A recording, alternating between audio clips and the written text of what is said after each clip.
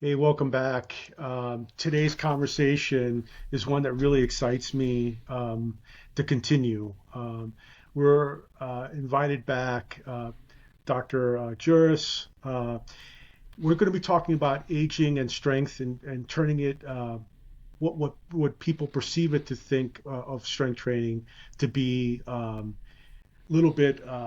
What's the best way to phrase this? I want to be somewhat politically correct, but I think adult. Oh, don't do that. Just lay Let's it say out it. there. So okay, undertaking really older athletes that that are keeping themselves safe, but actually not holding themselves back either, and that's a rare potential that is less and less done in the training environment. We have a tendency of steering sometimes older athletes away from heavy strength or eccentric loading or power focused methods that I think it's really important as a fitness professional, as a strength and conditioning coach, as a gym owner to consider like building an ageless athlete uh, kind of principle or mindset, if you may, that can help in creating not only branding but a better message in the strength training floor today, instead of just being a cautious exerciser and or trying to be saying it any PC way, I guess. But joining me is Don't- Dr. Juris. yeah, thanks, Marcelo. It's great to be back with you and aging. Yeah, I'm a living laboratory here, so I'm a perfect guinea pig and subject for this conversation for sure. And it doesn't have to be athletes. I mean, honestly, Yeah. it just aging people in general. I mean, as they try to negotiate life and all of the constraints imposed on us while we're moving around in the world. I mean, it's sort of an athletic challenge in and of itself. So we all have to be prepared for that, right? Well, I think, if we kind of give the example of how people try to think of maintaining their vitality or their vigor or their strength and power, because that's really how I describe those. It's what's your vitality, what's your resilience like, and and and and help them understand that that's how you should exercise sometimes. So that requires, sometimes lifting, getting uncomfortable, but there's a neural drive benefit from it, because Yeah, I'd love everyone, to get into that aspect, right? So yeah, that's my yeah. sweet spot is neural. So yeah, I agree with you. So to kick us off, if we look at data and on aging, right?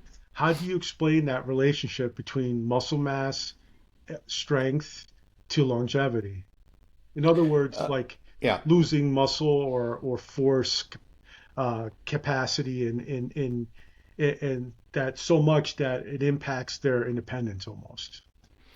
So that's a really good question. And I think that serves as the foundation for any discussion on training with aging people, whether they're athletes And is almost irrelevant, right? So, look, as we get older, we have to lose muscle. I mean, that's just the way human systems work. We don't maintain our, yeah, I'm sorry, it is the way it is. And trust, again, like I experience this every day. I work twice as hard just to keep what I've got.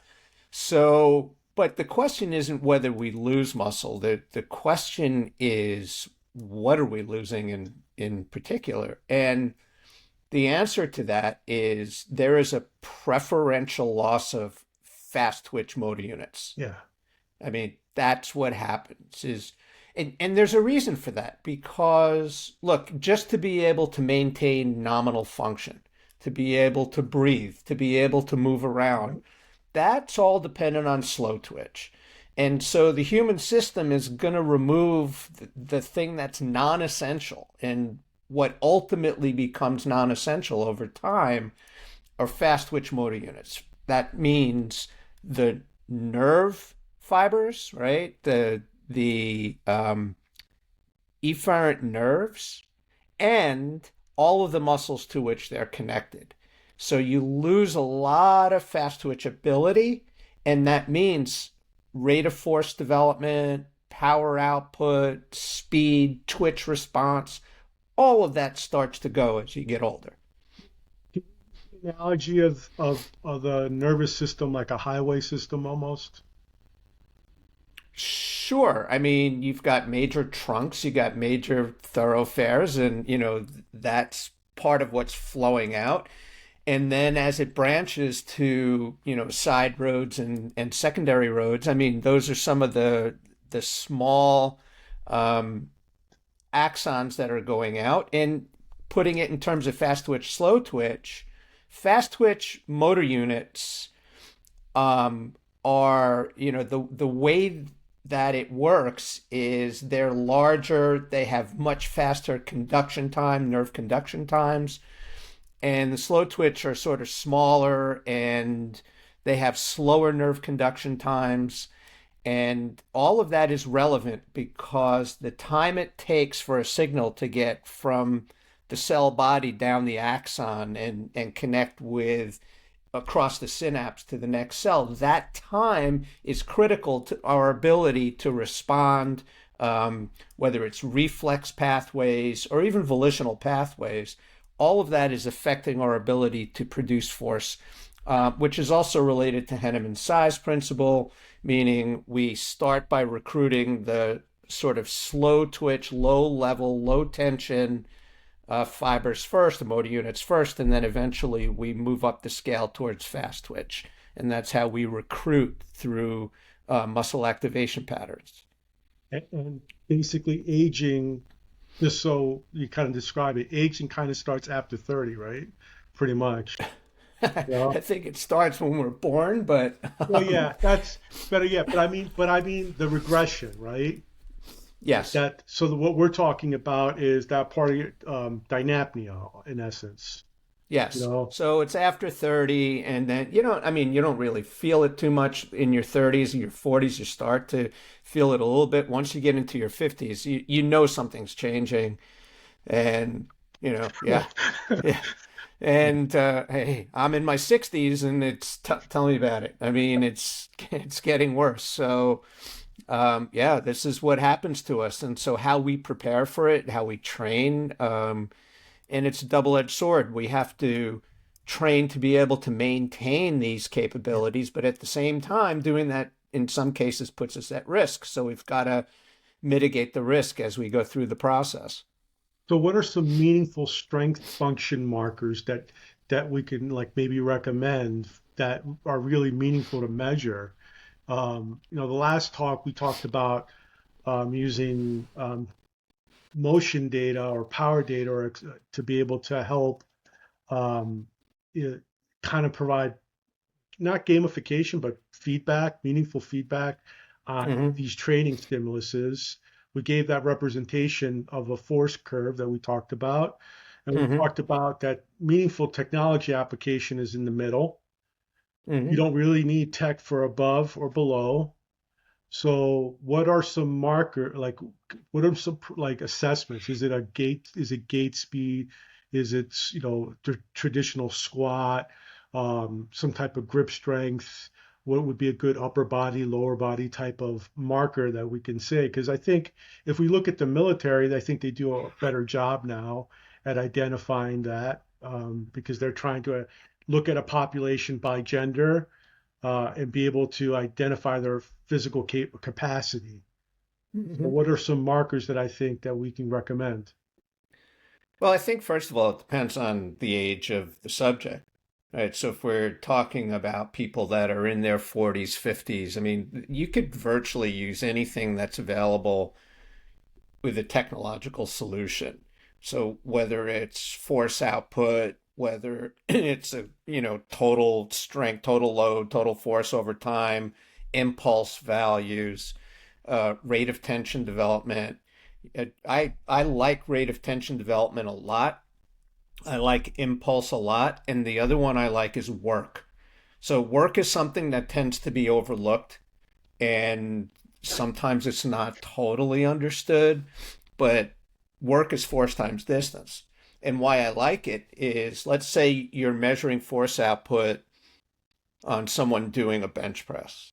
right? And you register their peak force output, just call it 200 pounds. We'll use pounds. Uh, that's great, but you might do that over 3 inches of motion, right? So you think about it, some people, when they're working on a device, they start halfway through the motion and they just move it 3 or 4 inches and they move back and then they produce 200 pounds of force and they're like, look, I did 200 pounds, but you only did it over 2 inches. So we want to see over what distance can that force be applied. And so that's work, force times distance. I think that's a very meaningful measure because as people get older, given a certain load, they should be able to produce a certain amount of work. And it doesn't necessarily happen. So that's something that I think is really important.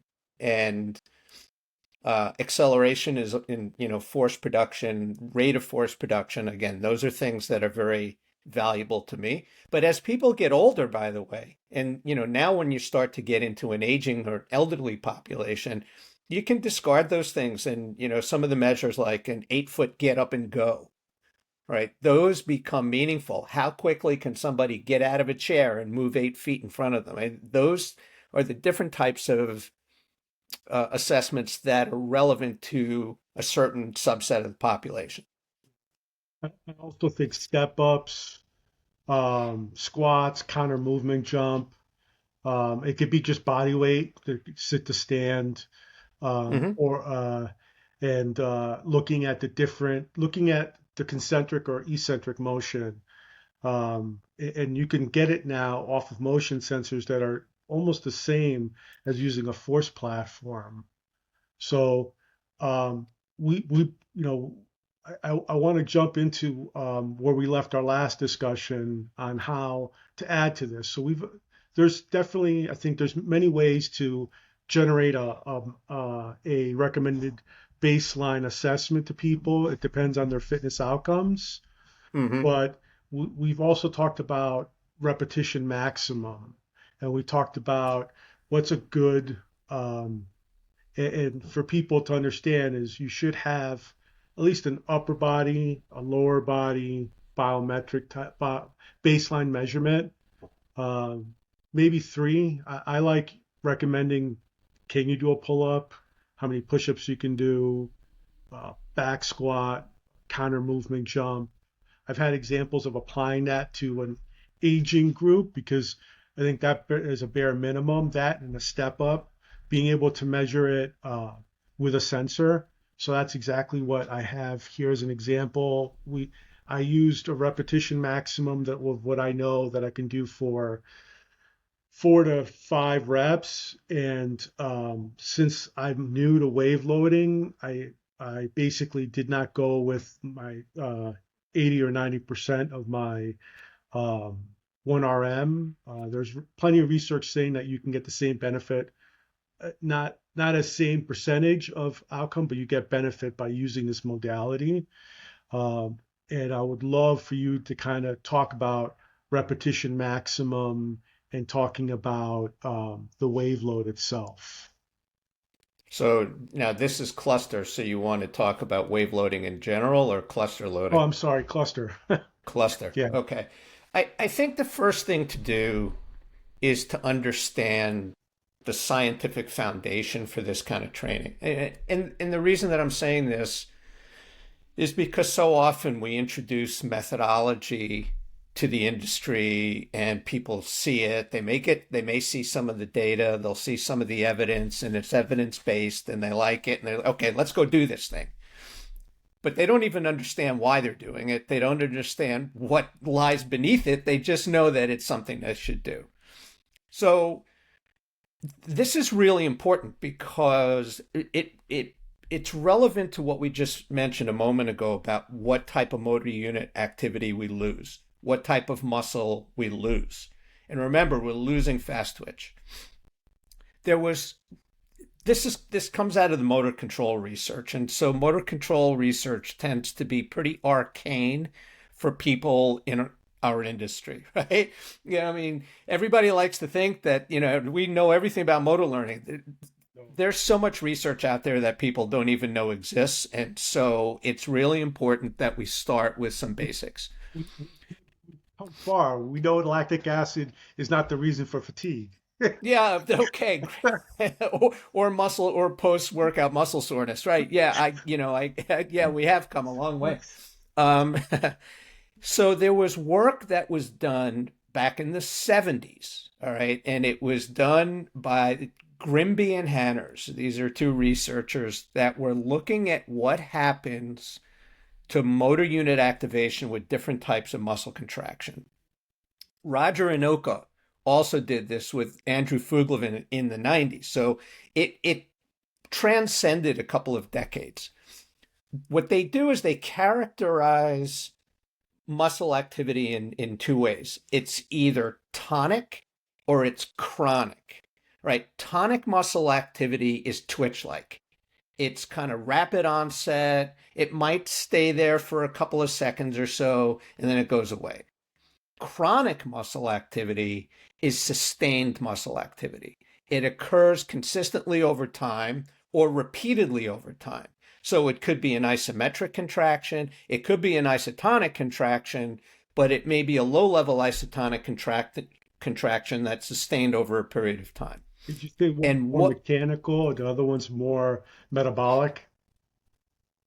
it could be either mechanical or metabolic, but the idea is that there's this consistent application of muscle tension on and off or sustained as an isometric.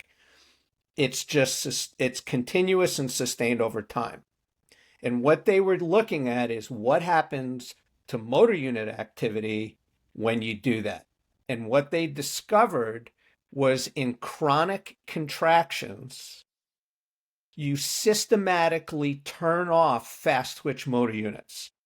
So the brain deactivates it. By deactivating, what I mean is the brain turns up the firing thresholds on those motor units so high that you have to make an extraordinary effort to try to get them to fire. Now, why does it do that? It's simple. It's fight or flight. If you fatigue your fast twitch motor units to the point that they're not able to develop tension in your musculature, you can't get out of the way of the bus. So what the brain does is turn them off. Now, think about that in terms of strength training, power training. The longer you keep the contraction going, the less fast twitch motor unit activity you're going to have. You're totally slow twitch in nature, and that's what you're working with, which, by the way, is why super slow training blows you up like a balloon, because you're taking the fast twitch motor units totally out of the game.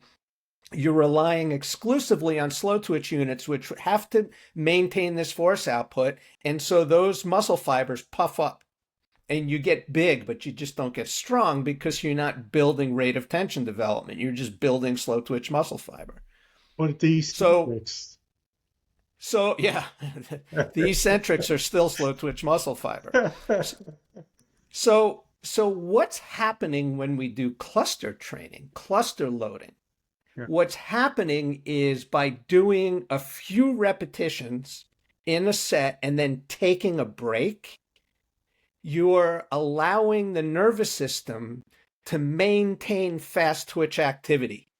So you're not going to turn those things off. They're going to stay resident in the motor unit pool that you're activating when you're doing an exercise. And so if you do each one of those cluster sets forcefully, and it doesn't have to be heavy weight. If you're doing a lighter weight, do it really fast. If you're doing a heavier weight, do it with the intention of moving it fast, right? Intention, Bayman Sale. Then what you do is repeatedly activate your fast twitch motor units.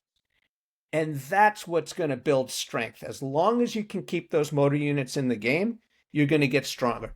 That's what we refer to as the neural drive type of approach, where we're training that part of the highway so we can keep the line of traffic and flow going. Uh, Exactly. It's So, training the nervous system. It's not training the muscle. You're looking at the way the nervous system behaves under these conditions and manipulating those conditions so that you can get the nervous system to do what it needs to do. And there are other things that you can do for power development, stuff that I've done over time, but we can get into that later. yeah. So where do you draw the line between it's a good, heavy enough stimulus and overreaching? How do you use maybe data like the curves that I'm showing? Um, would you look at a loss of power? Would you look at hitting a specific um, average millisecond of movement? So, and look at the eccentric and concentric of it as well.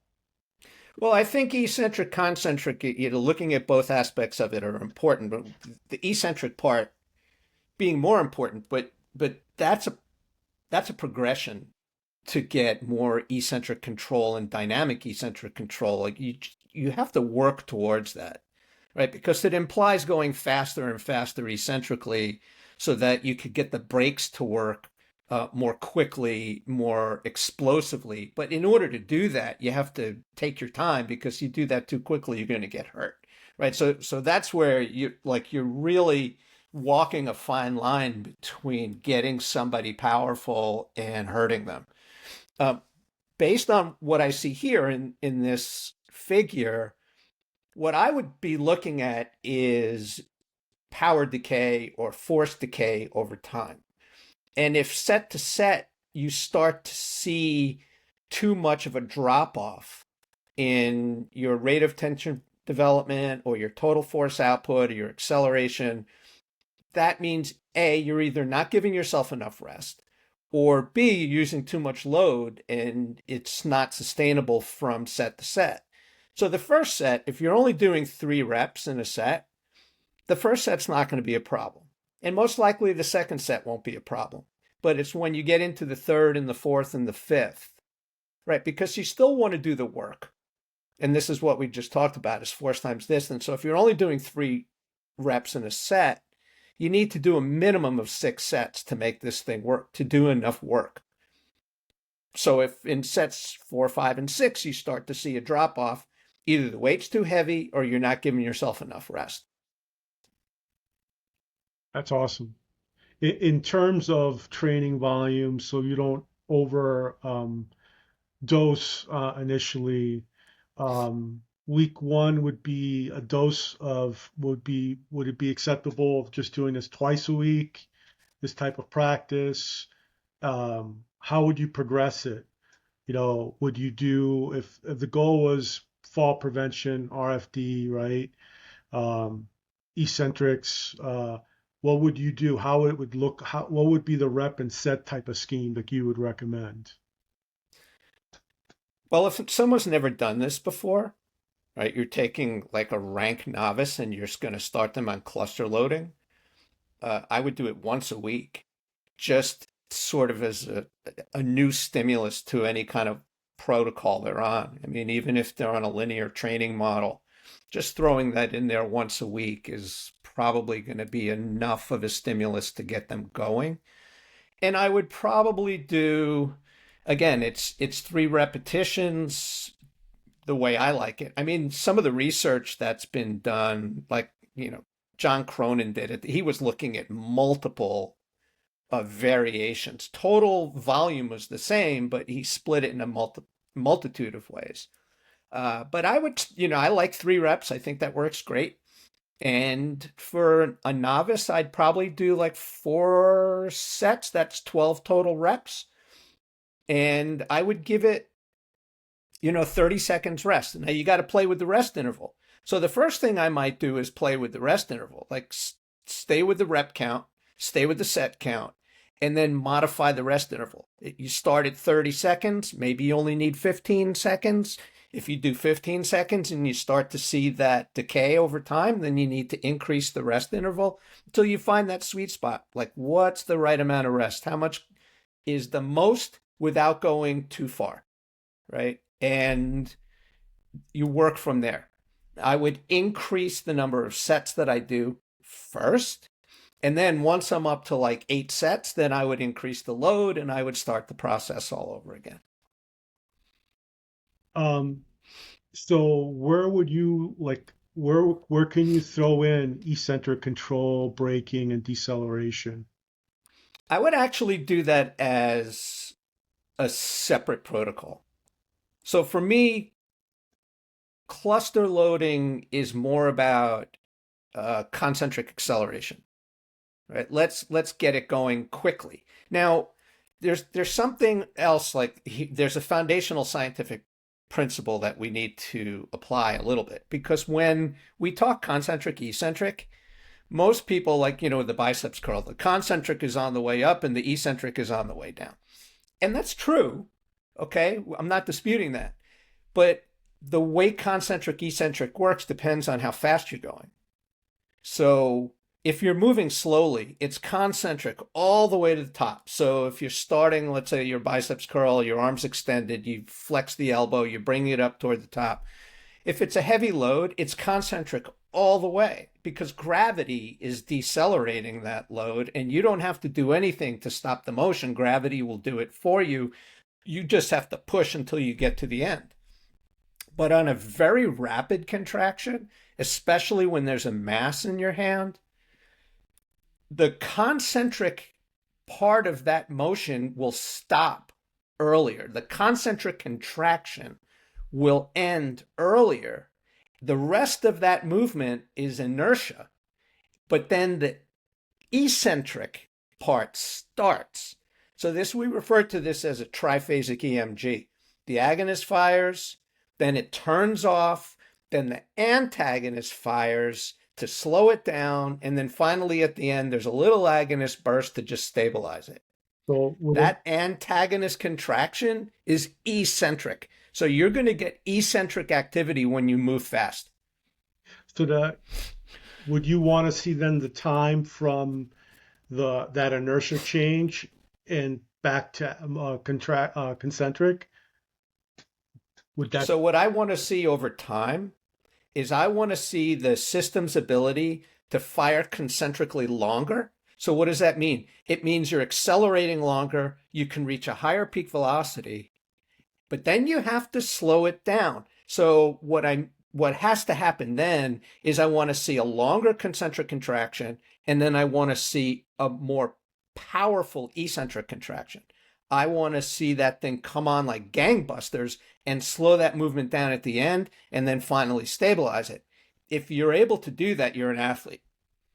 so then you know if in that process are we trying to how do we then structure this going back to program a cluster style structure? Is it appropriate for like a older or deconditioned individual, or can you apply it to almost anyone? So with the cluster loading, I would start a little bit heavier so that the deceleratory requirement toward the end of the range of motion is less.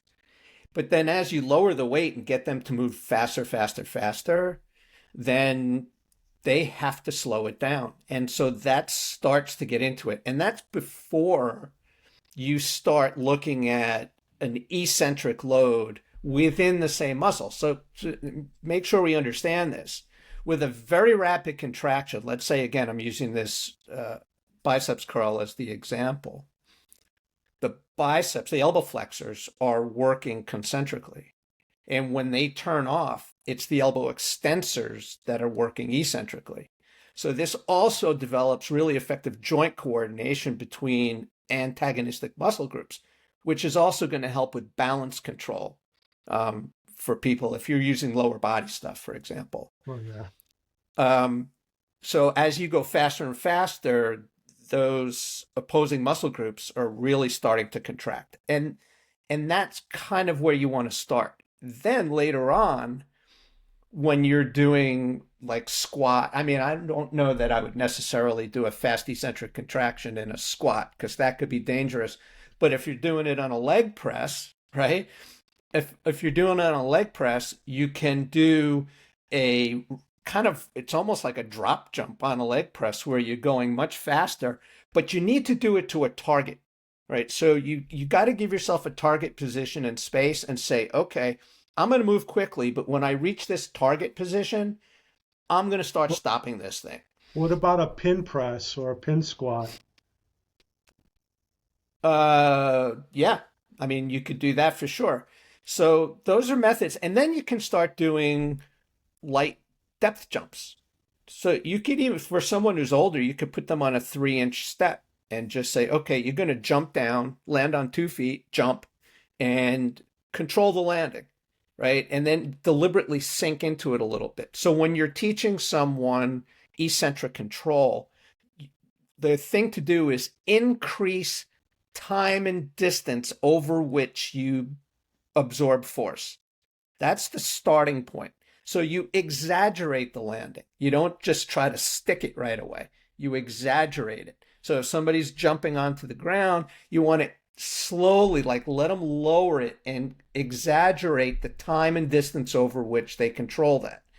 Then as the height gets greater, maybe you're wearing a vest, maybe you're holding dumbbells or a kettlebell, you start easing into it, and little by little, you start sticking it. And now what you're getting into is rapid eccentrics. And rapid eccentrics is what we need for total dynamic motion control. Um, in a programming standpoint, are you trying to first teach control in eccentrics? So you're purposely telling them, hey, we're going to go to 3 seconds down, pause for a second, and then as fast as you can, going back, concentrically, basically. I'm not sure that I necessarily look at it as like a timing element. Like, here, I want you to do eccentrics for 3 seconds. I mean, it depends on the exercise. If it's a bench press, yes, right? Because you can't really increase your time and distance of control in a bench press. If I'm doing a depth jump, I can, right? So I can land and then go deeper into it as I move. So I guess I would say on an upper body exercise, you probably want to give yourself a temporal control. But again, there's a target. Like, you can start off quickly.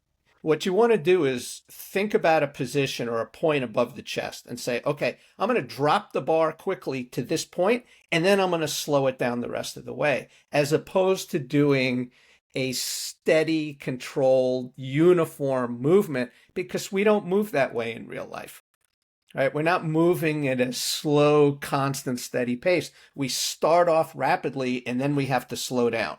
And so for that kind of eccentric, again, I would say, all right, I'm going to focus on a point above my chest. That's my target position. I'm going to lower it quickly to that point. And then from that point forward or downward, I'm going to start slowing it down until I get to my chest.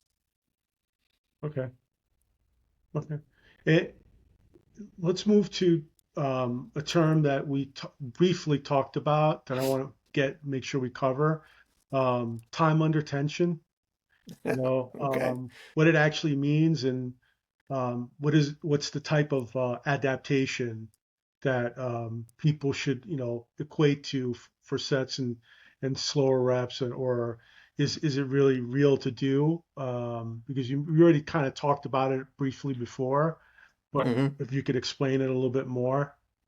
Yeah, so it's the same principle of what happens to your fast twitch motor units when you maintain tension like that. So if the goal is to build endurance, if the goal is to build sort of moderate to low level tolerance of load, then time under tension is great, because that's what you're doing, is you're applying tension over a longer period of time, and the more you can sustain it, uh, the more resilient you are, so to speak, to that type of a stressor.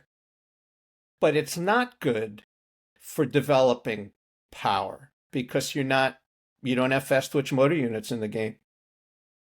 So its rate of tension development is not what you're going to get out of that.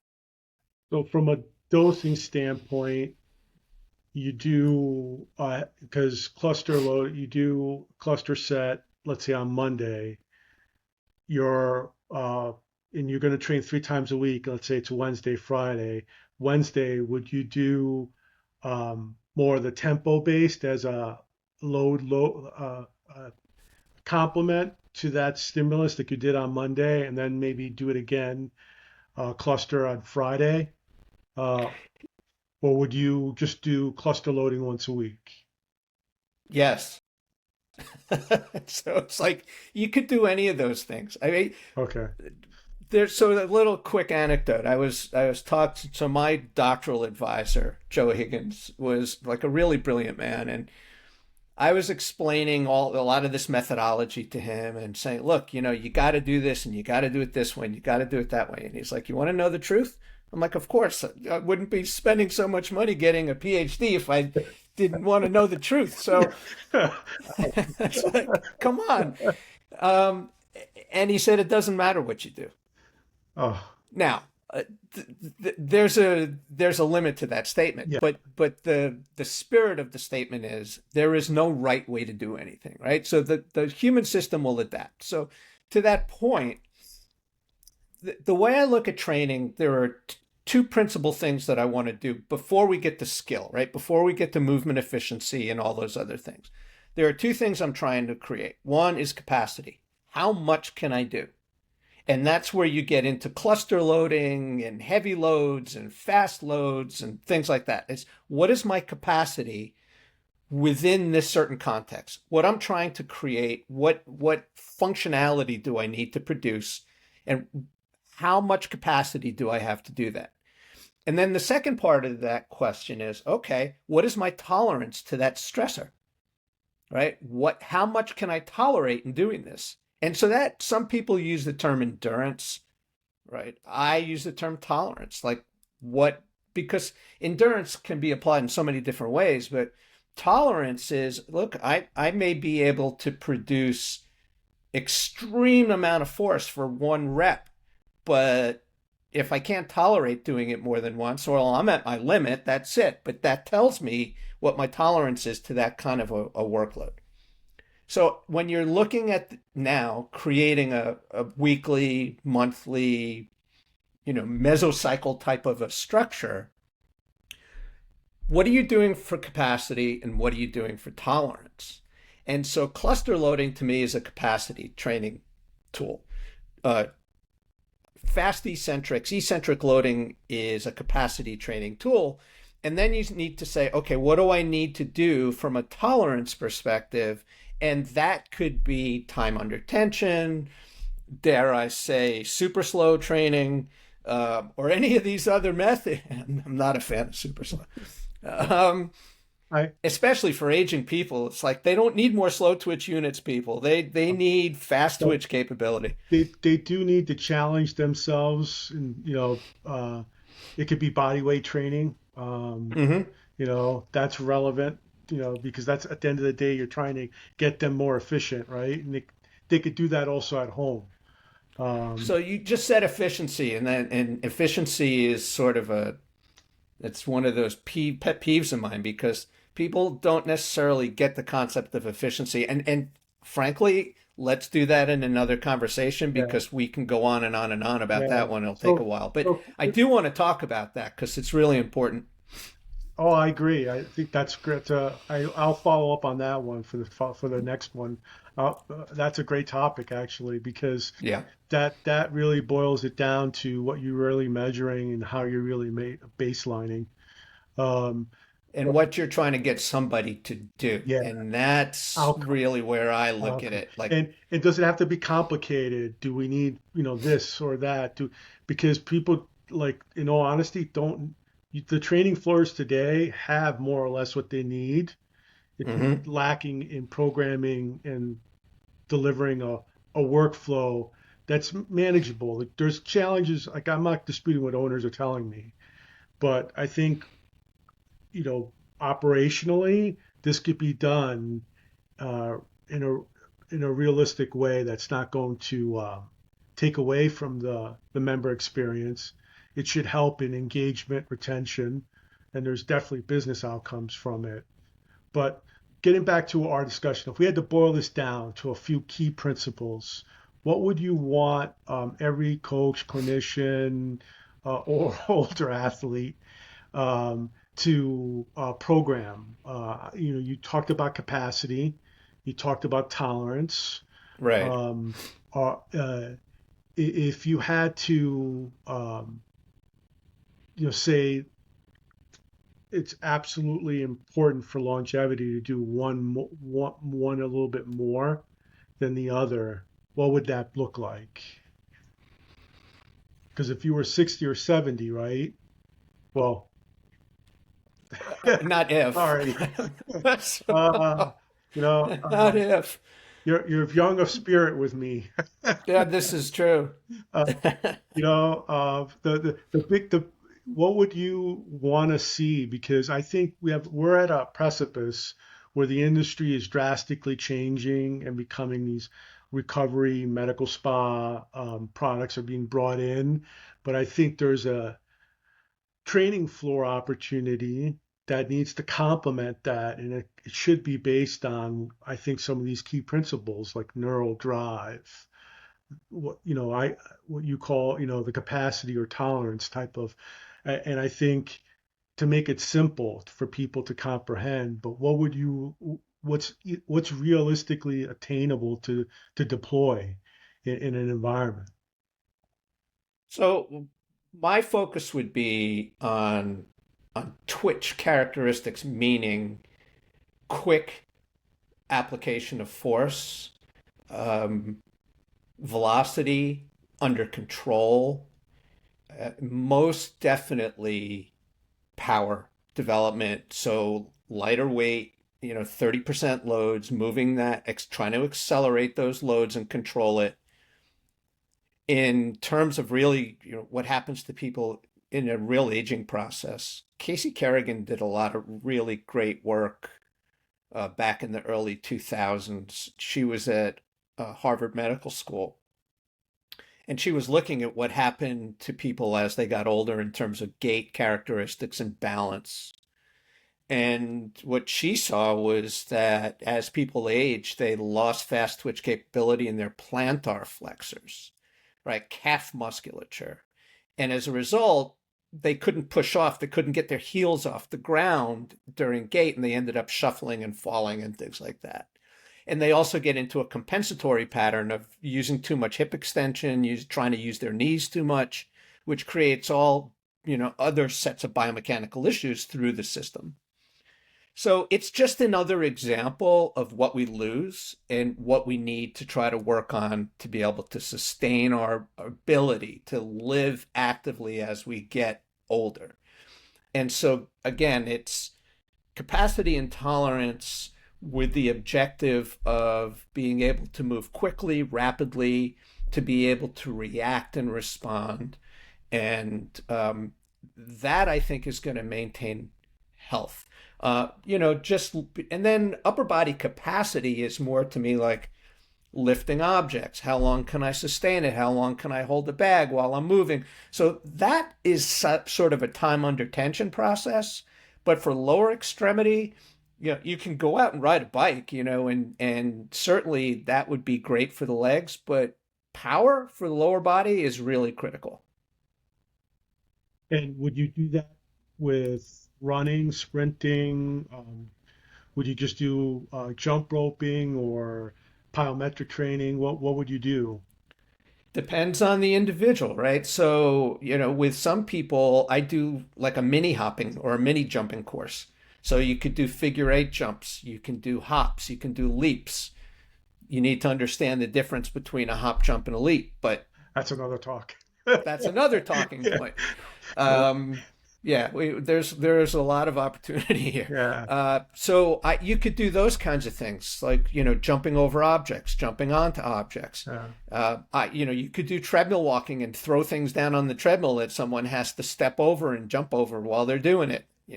Capella Clark did a whole series of great things, with free flow dough. If you've never seen it, you should look it up. Capel Clark. So yeah, That's so those are, I think, very useful tools for training people.